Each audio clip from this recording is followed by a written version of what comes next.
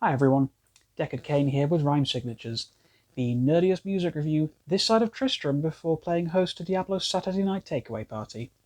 And today we're going to be doing a review of the new Ghost album, Impera.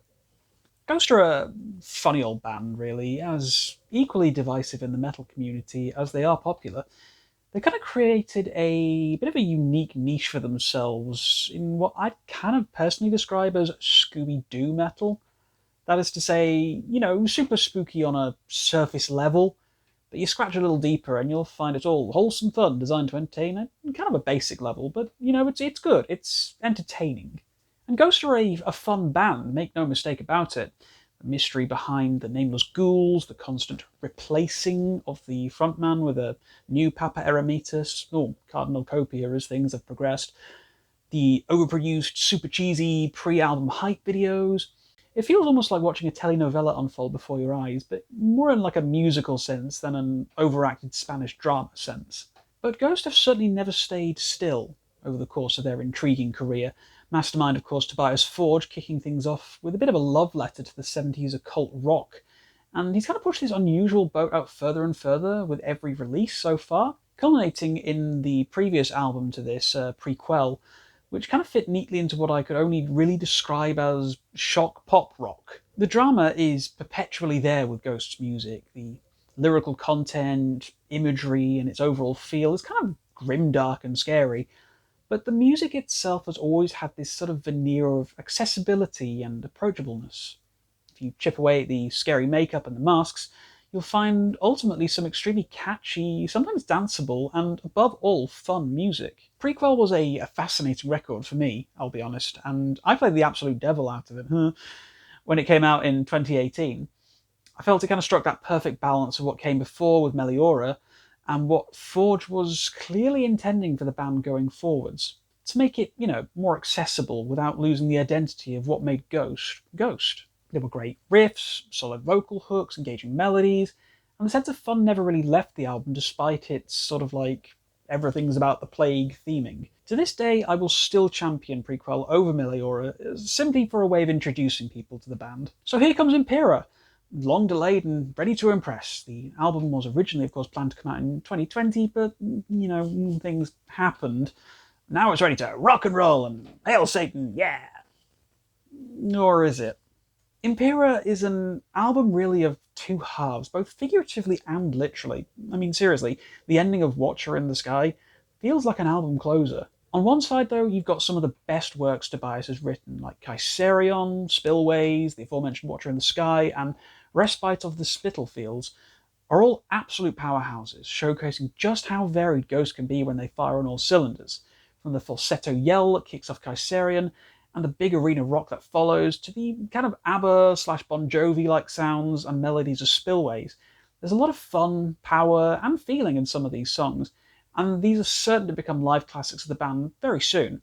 But on the other hand, you've got 20s. Oh boy, you've got 20s. Never before has a Ghost song made me want to just press the stop button and throw the CD in the bin, but 20s is pushing me to it. The awful faux orchestra sounds, the weird half-spoken, half-sung vocals, the staccato chorus with the absolutely god-awful lyrics that made me question if Ford was just drunk when he wrote this and decided, yeah, fine, it'll do, throw it on the album, whatever. There is absolutely nothing I like about this song. It sticks out like a sore thumb tonally, and it feels just like a slap across the face, especially coming in after the excellent Watcher in the Sky. It genuinely feels like this song was written as a joke and put on the album as a deliberate troll. The lyrics are honestly just about the worst I've heard in any song in my life.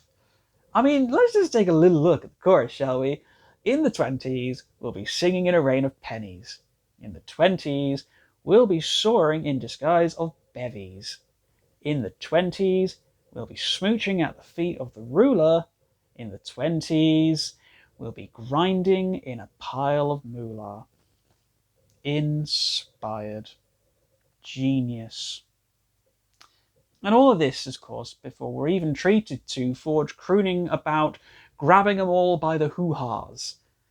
And look, I know, I get it, it's about Donald Trump, okay, which honestly really kind of shows that this album was supposed to come out 2 years ago, But good god, that man is cringe enough without this song being written. There's a bit of a pacing problem really with this album as well. It kind of feels exceptionally front-loaded, with the latter half really suffering as a result. Also, having 3 filler tracks on a 12-track album is a little bit frustrating for me. I mean, yes, okay, admittedly, overall it's on course for the amount of content you'd expect from a Ghost album, but it makes it feel more diluted and less fulfilling than records like Meliora or Opus Eponymous. And the pre-release single of Hunter's Moon as well, it feels a little disingenuous being here, as it was kind of first released as the end credits song for Halloween Kills many months ago, and as such it's hard to associate it with being an Impera track, so much as a single that was included on the track listing just to bulk things out. I mean, it is a good song, but it kind of feels a bit jarring and unwelcome within the album due to it having been released so long ago in a completely different context. I know this all sounds like I'm being quite negative so far, but the simple fact of the matter is, for me, this is probably Ghost's weakest album to date. I mean, don't get me wrong, it is still tremendously entertaining in parts, make no mistake about that. And I've listened to this through, all the way through now, about 7 times, give or take, including 20s, God help me. But for me, it's just lacking something, whether it's the energy of reinvention from Prequel, or the lack of the gothic schlock from Opus Eponymous. I ultimately feel like what we're left with is a bit of a lukewarm effort from a band that has been super hot since the day they burst onto the scene. There's a few songs here that I will be jamming independently of the record on a regular basis. I mean, Spillways is still an absolute bop, and Respite on the Spittlefields is one of Ghost's best album closers, which is high praise indeed considering their track record. But the overall tonal shift towards more of a stadium rock sound, the wildly inconsistent songwriting throughout, and the lack of a real personal identity on this record compared to their previous stuff really brings it down to a point where I don't think I could really recommend this to anyone who's been on the fence about the band. And I think I would warn longtime fans to approach this record with lowered expectations. I really didn't want to be disappointed by this album, as honestly I've been a huge fan of Ghost since the earliest days, and I've crusaded for the band in the face of the "but it's not metal" hate armies, but I find Impera a hard sell.